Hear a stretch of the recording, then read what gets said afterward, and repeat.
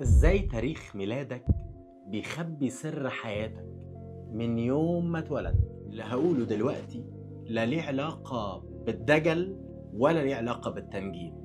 ده ليه علاقة بعلم الأرقام، علم بيتدرس في أعظم وأكبر الجامعات على مستوى العالم، وكمان في المدارس النفسية المختصة بفهم السلوك الإنساني وفهم أنماط الشخصية وفهم محددات الإنسان بصفة عامة. طيب عمرك سألت نفسك ليه بتحب ده وبتبعد عن ده؟ ليه سلوكياتك وأنماطك متشابهة على خط مسار حياتك؟ عايز تتأكد من كلامي؟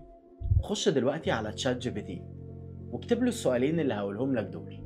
أول سؤال: حلل شفرة حياتي بتاريخ ميلادي، واكتب التاريخ الحقيقي اللي اتولدت فيه، يوم شهر سنة ميلادي. السؤال التاني: فك شفرة حياتي بتحليل شامل وكامل وعميق.